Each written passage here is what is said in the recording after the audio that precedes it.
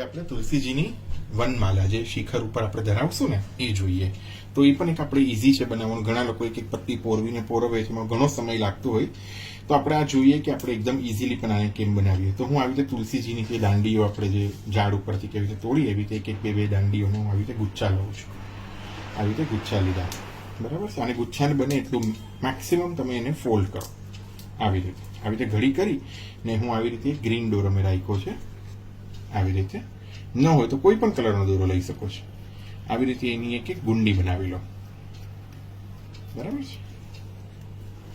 આવી રીતે ગુંડીઓ બનાવી લો.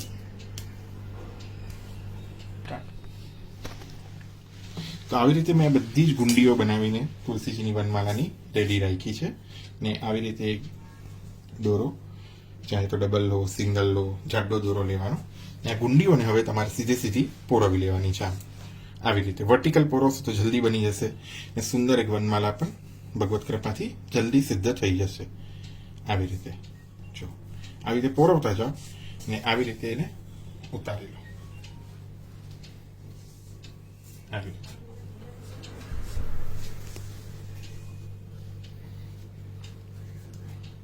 અંદાજે તમારે આવી જવું જોઈએ કે આપણે જે સકડી છે એની એ ફેટ આપણે ફેરવવાની છે, એટલે એટલું રાખવું લાંબી, બહુ વધારે નહીં, બહુ નાની નહીં.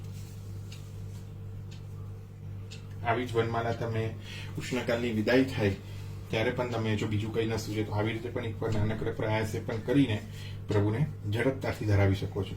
એક એક પોરવીને બહુ સમય વિનિયોગ ન કરાવતા આવી રીતે ગુંડી બનાવી લો. તમારા આટલી આ વનમાલા જો સકડીના આસપાસની સિદ્ધ થઈ જશે. તો હવે આપણે આને આવી રીતે સિદ્ધ કરી ને જો આ તમે એક દિવસ પહેલા કરતા હો તો આને ભીના કપડામાં લપેટીને મૂકી દો, ફ્રીજમાં મૂકી દો. તો એક પ્લાસ્ટિકની થેલીમાં રાખીને મૂકજો, નકર સુકાઈ જશે. અને થોડાસા દલ પત્તા ભોગમાં પધરાવવા, ગોર્ધન પૂજા માટે કાઢી જ લેજો કે તે ભૂલાય નહીં, છેલ્લે ભાગમ દોડી થાય નહીં. તો આમાંથી જ બને એ જ છાંટી લેવાય. અમારે મુંબઈમાં તુલસીજીની આવી જોડીઓ મળે, તો હું એક જોડીમાંથી જ આ બધું કરી લીધું છે. તો જો મુંબઈના વૈષ્ણવ જોતા હોય તો એને એક જોડીનો આ ક્રમ રહી શકે છે. આ